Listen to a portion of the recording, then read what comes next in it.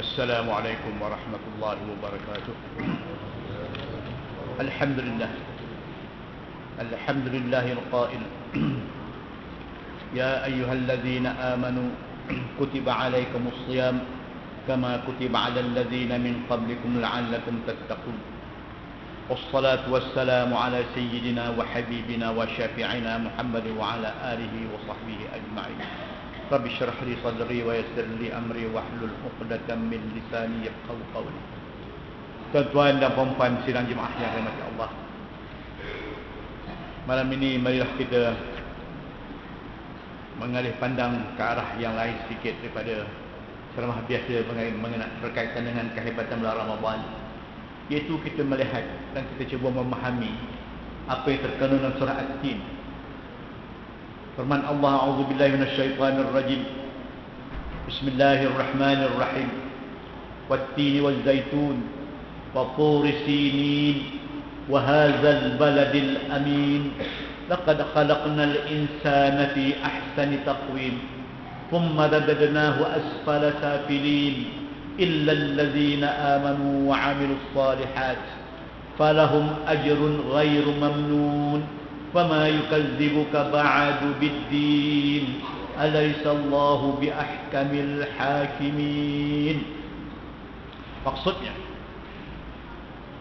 demi buah tin dan buah zaitun dan demi gunung Tur yang ada di Sinai dan demi bumi yang aman ini,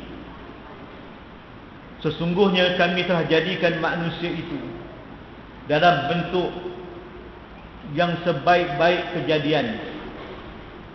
Kemudian kami kembalikannya ke tempat yang serendah-rendahnya, iaitu yang paling hina. Melainkan mereka yang beriman dan beramal saleh, mereka itu senantiasa mendapat pahala daripada Allah dengan tidak putus-putus. Maka apakah mereka itu membohongimu ya Muhammad setelah datang agama Allah ini? Bukankah Allah itu seadil-adil yang memberi hukumnya? Apa maksud surah ini, tuan-tuan sekalian? Surah ini diturunkan di Makkah. Dia mengandungi dua segmen yang penting, iaitu yang pertama sekali Allah bersumpah dengan makhluknya, iaitu buah tin, buah zaitun, gunung Tur yang ada di Sinai dan bumi Makkah. Setelah Allah bersumpah dengan makhluk-makhluknya ini, Allah menyatakan, memberitahu kita bahawa kita ini dijadikan dalam bentuk sebaik-baik bentuknya, sebaik-baik bentuk kejadian. Namun walaupun indah manusia dijadikannya, Allah akan hinakan kita balik semula dengan sehina-hinanya. Itu yang disampaikan dalam ayat dan surah ini, tuan-tuan sekalian. Baik, kita lihat ayat demi ayat. Pertama sekali Allah bersumpah dengan buah tin dan buah zaitun, di mana terdapatnya dua buah ini. Buah ini terdapat dengan banyak di Syam, iaitu Syria pada hari ini. Dan buah zaitun terdapat banyak di Palestin. Kedua tempat ini, ada setengah ulama tafsir menyatakan dia sebagai simbolik pada dua tempat ini, iaitu di Syam dan juga Palestin, tempat kelahiran para rasul dan para nabi. Tempat kelahiran para rasul, para nabi yang paling banyak. Oleh itu Allah bersumpah dengan kedua-dua bumi yang mulia ini, di mana kedua-dua bumi yang mulia inilah melahirkan, membuahkan buah tin dan buah zaitun. Semua kita tahu tentang kebaikan zaitun. Minyak zaitun adalah minyak makanan yang paling baik dalam dunia. Tak ada minyak makanan yang paling baik daripada selain minyak zaitun. Dan yang kedua, Allah bersumpah dengan gunung Tur. Gunung Tur yang terdapat di padang pasir Sinai pada hari ini. Apanya mulia Gunung Tur ini? Di gunung inilah Nabi Musa alaihissalam dipanggil oleh Allah untuk bercakap dengannya. Wa kallamallahu Musa taklima. Yaitu Nabi Musa alaihissalam setelah berjaya menyelamatkan Bani Israel daripada dibunuh oleh Fir'aun Ramses, menyeberang Laut Merah dengan mukjizat tongkatnya. Nabi Musa telah berjaya membelah Laut Merah. Laut terbelah dua dan membawa Bani Israel, turunan Israel. Yang mana turunan Israel ini mereka berada di Mesir. Di Mesir mereka ditindas dan dibunuh oleh Firaun. Mereka dijadikan sebagai buruh kasar Firaun untuk membina piramid, membina bangunan-bangunan yang membangun tempat ibadat Firaun. Sampai pada hari ini tempat-tempat ibadat semuanya ada, masih ada, kekal lagi. Allah kekalkan. Dia dibunuh Bani Israel, dibunuh oleh Firaun. Jadi kalau kita lihat dalam sejarah Israel ini, Israel bukan bangsa. Israel adalah turunan. Dalam bahasa Arab Bani, bukan kaum, bukan sya'ab dalam bahasa Arabnya. Turunan Israel. Israel digelar kepada Nabi Ishaq, Nabi Yaqub. Gelaran kepada Nabi Yaqub. Jadi tuan-tuan sekalian, saya masih ingat lagi masa saya belajar dulu, saya membaca satu artikel dalam Time Magazine. Iaitu setelah perang perang Israel tahun 67. Seorang wartawan daripada Yahudi daripada Amerika datang melawat Mesir. Dia menangis melihat piramid. Dia menulis dalam rencana itu bahawa piramid itu bukan dibina oleh Firaun. Piramid itu dibina oleh Israel, Yahudi. Jadi oleh itu Nabi Musa menyelamatkan bangsa Israel, Bani Israel ini daripada ditindas, dibunuh oleh Firaun. Yang saya tinggal sikit tadi, kita lihat dalam sejarah Israel, Yahudi ini, mereka ini, bangsa ini senantiasa ditindas, dibunuh oleh bangsa-bangsa lain. Zaman Firaun dibunuh oleh Firaun. Zaman Rom menjajah Palestin, penduduk Israel juga dibunuh oleh Rom di Palestin. Daripada itu Israel ini lari ke merata dunia. Sebahagian besarnya lari ke Madinah. Atau sebab di Madinah itu ada Israel pada masa Nabi kita Muhammad SAW dahulu. Itu dulu-dulunya. Dan dalam zaman terbaru ini, zaman moden kita pada hari ini, Hitler bunuh Israel di Jerman. Jadi kenapa bangsa-bangsa ini suka nak membunuh Israel? Sudah tentulah makhluk Allah ini ada yang tak kenal sesama manusia. Itu sebab dia dibunuh. Pembahasan. Jadi bukanlah Hitler itu zalim, mesti ada sebab Hitler membunuh. Kita kena baca buku apa sebab. Baik. Jadi Nabi Musa telah menyelamat Bani Israel, bawa padang pasir Sinai untuk kembali ke Palestin. Allah panggil Nabi Musa AS untuk naik ke Gunung Tur. Sampai pada hari ini Gunung Tur sampai pada hari ini masih dikunjungi oleh ribuan orang. Mengunjungi Gunung Tur di Sinai ini. Nabi Musa bercakap dengan Allah di situ. Kemudian setelah 40 hari 40 malam Nabi Musa berada di Gunung Tur di Sinai. Nabi Musa balik semula menemui Israel tadi ini, Bani Israel tadi ini yang dijaga oleh adiknya Nabi Harun alaihissalam. Dia dapati Bani Israel telah menyeleweng daripada agama Allah. Sepeninggalan Musa itu selama 40 hari 40 malam itu, Allah uji Bani Israel ini betulkah dia beriman kepada Allah dan Nabi Musa alaihissalam. Allah jelmakan seekor anak lembu yang cantik. Itu timur surah Al-Baqarah, tuan-tuan. Surah Al-Baqarah dalam juzuk pertama Al-Quran itu, lembu betina menceritakan tentang ini lembu yang dijadikan oleh Bani Israel sebagai Tuhan. Jadi Nabi Musa marah adik dia.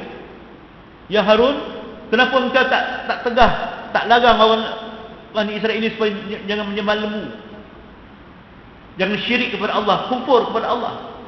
Jawab Nabi Harun alaihissalam, ya Musa, aku pun nak dibunuhnya.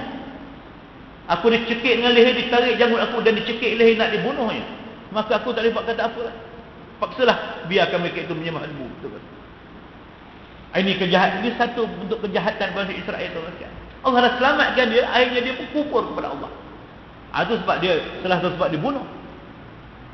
Kalau tuan-tuan baca buku sejarah Jerman, kenapa Hitler bunuh Israel? Kerana dia memonopoli ekonomi bangsa Jerman, dia tindas bangsa Jerman. Buka bank, dia kenakan interest, berganda-ganda interest. Orang kampung Jerman pinjam duit dengan orang ini, dikenakan interest, berganda-ganda, segala harta tanah dia dimonopoli oleh Yahudi ini. Jadi bagaimana menyelamatkan bangsa Jerman daripada dikongkong ekonomi, dicengkam ekonomi oleh Yahudi? Maka Hitler tak selamat. Itu punca besarnya. Hari ini orang Yahudi dia monopoli cerita itu seolah Hitler yang zalim membunuh dia. Adalah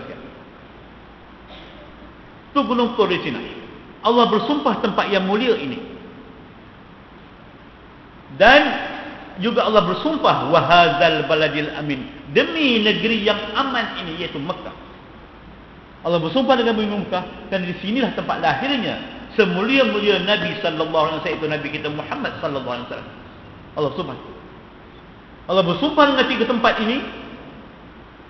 Allah menyatakan bahawasanya kami, iaitu Allah, telah jadikan manusia itu dan sebaik-baik kejadian, iaitu kita ini tu makhluk kita manusia, diri kita ini tu manusia, berbanding dengan makhluk-makhluk Allah yang lain, kita yang paling baik dalam bentuk kejadiannya.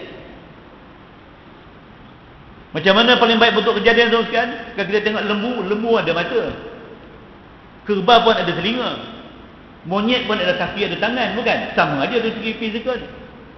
Tapi susunan atur itu lebih baik daripada lembu, kerbau, monyet. Betul-betul tidak, tuan-tuan sekalian? Kita lihat kepala kita yang ada otak ni, kepala kita yang ada otak ni letak di atas sekali. Kalau kita bandingkan dengan udang, otak udang kat mana, tuan-tuan sekalian? Walaupun dalam kepala bercampur dengan, semua kita tahu. Sama kita dengan udang, walaupun udang tu ada otak, ada kepala, tak sama. Contoh, tuan-tuan sekalian, itu menunjukkan kita sebaik-baik kejadian. Kita manusia boleh berjalan dengan dua kaki, bangun berdiri dengan dua kaki. Kecuali kalau kaki itu dah tak sihat, tak kuat, lain lagi itu. Kata walaupun monyet, mawas, apa lagi, beruk, mereka juga boleh berjalan dua kaki, tapi tak lama, kejap aja jalan berdiri atas dua kaki, betul. Berjalan atas empat kaki, empat anggota juga. Tetapi manusia kita tidak. Kita boleh bangun berdiri, berjalan dua kaki. Ini sebaik-baik kejadian, di antara sebaik-baik kejadian kita tu, berbanding dengan makhluk Allah yang lain. Itu binatang. Kita tengok pokok, kita tengok bulan, bintang, matahari, fizikal macam mana, kita lebih baik daripada segala-galanya. Allah nyatakan laqad khalaqnal insana fi ahsani taqwim. Namun tuan-tuan, Allah bagi ingat, Allah dah ciptakan kita dengan sebaik-baiknya ini tadi. Allah akan kembalikan balik semula kita ke tempat yang paling rendah sekali, yang paling hina sekali. Apa maksudnya di sini? Dalam tafsir Al-Alusi menyatakan, summa radadnahu asfala safilin, kemudian kami akan kembalikannya manusia itu ke tempat yang paling rendah, yang paling hina sekali. Kata ahli tafsir Al-Alusi, kata apabila seseorang itu sampai ketua umurnya, dia tidak melakukan amal taat kepada Allah, dia tidak melakukan amal saleh kepada Allah, sebagaimana mudanya sampai begitu, sampai tua tidak ada berubah dalam hidupnya, akhirnya Allah kembalikan dia kepada yang paling hina dalam hidupnya. Allah kembalikan dia paling semula dan paling hina dalam hidupnya. Begitu juga Al-Alusi kata, manusia kita ini apabila walaupun tak sampai tua, masih muda juga lagi, masih kuat, gagah perkasa, tidak beramal saleh, tidak melakukan amal taat kepada Allah, lebih banyak melakukan amal maksiat kepada Allah, Allah jadikan dia hina manusia. Dalam surah Yasin Allah ada menyebut, wa man nu'ammirhu nakkisu fil khalqi afala yaqilun. Wa man nu'ammirhu, sesiapa yang telah kami panjangkan umurnya, panjangkan umur sampai tua gegot, nyanyuk, nunakkishu fil khalq, kami akan balikkan balik semula kepada asal kejadiannya. Kami akan balikkan ia kepada asal kejadiannya. Macam mana asal kejadian? Kita lahir daripada perut ibu kita dulu, apa yang kita tahu? Yang kita tahu wek itu je. Berak kencing kita tak tahu tuan manusia. Begitulah bila kita sampai lanjut umur.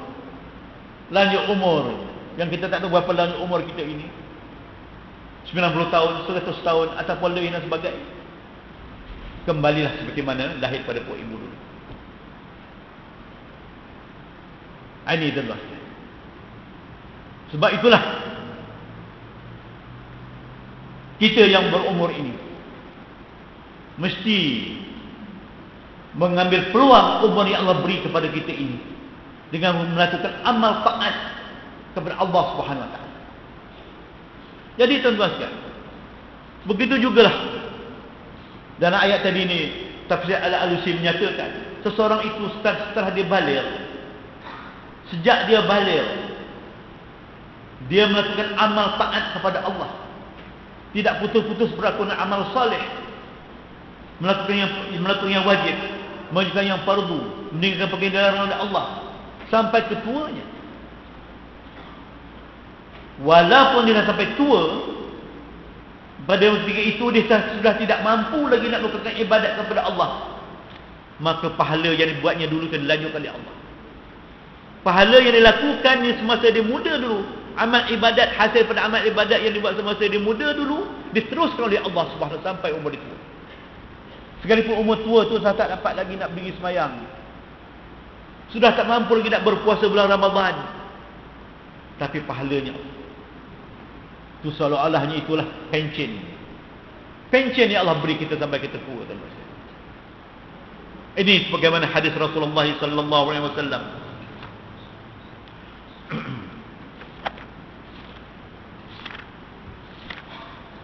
Yaitu hadis kursi.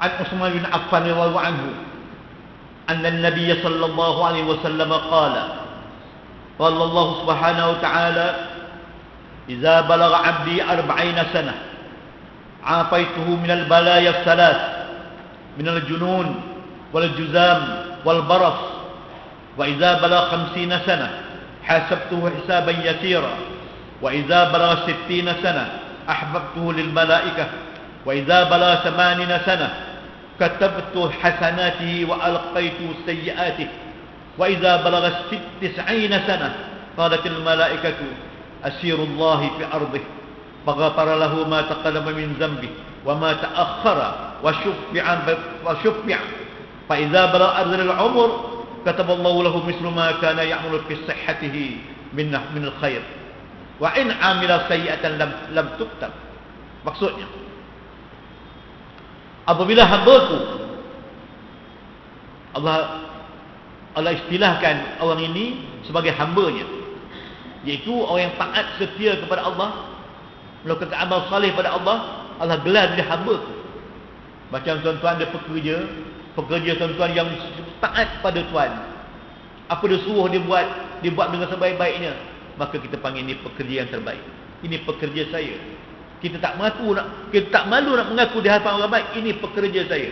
Apa menunjukkannya? Kita sayang pada pekerja ini. Begitu juga hamba kita dengan Allah. Apabila hamba ku telah mencapai umur 40 tahun, saya laju sikit kerana masa terhad, aku akan jauhkan ia dari 3 bencana. Gila, penyakit gila, kusta dan sopak.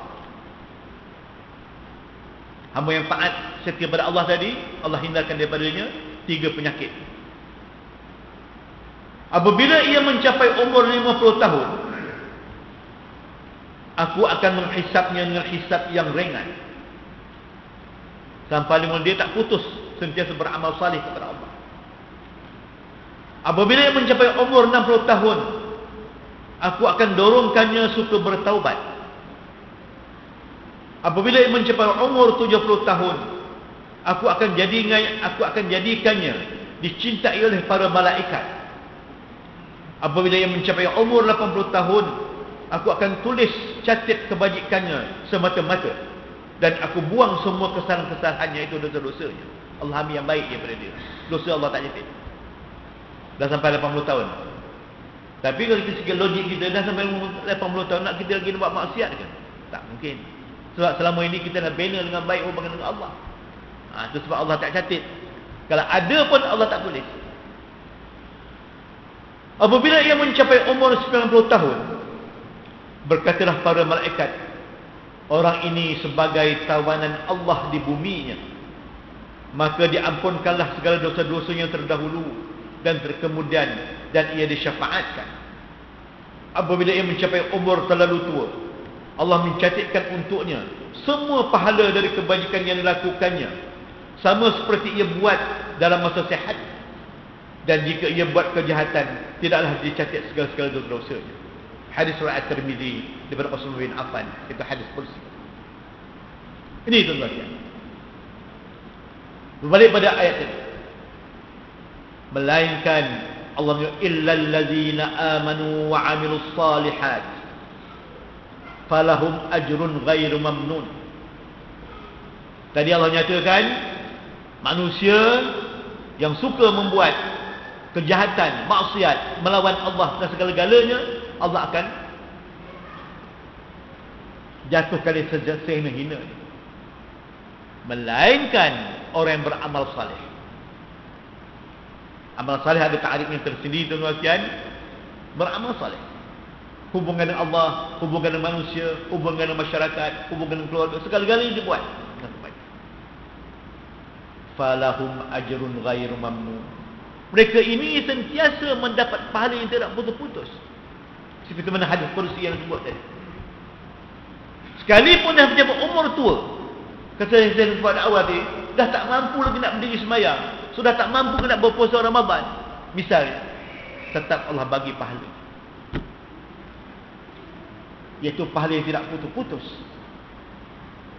Fama yukadzibuka ba'du biddin. Antara itu Allah bertanya kepada Muhammad, ya Muhammad, kenapa mereka itu kafir Quraisy mendustamu terhadap agama Allah ini? Alaihissallahu biahkamil hakim. Bukankah Allah itu maha adil dalam memberi hukumannya dan keadilannya? Keadaan Allah macam mana? Yang buat maksiat tetap dibalas maksiat, yang buat baik tetap Allah bagi balasan baik. Itu keadaan Allah Subhanahu.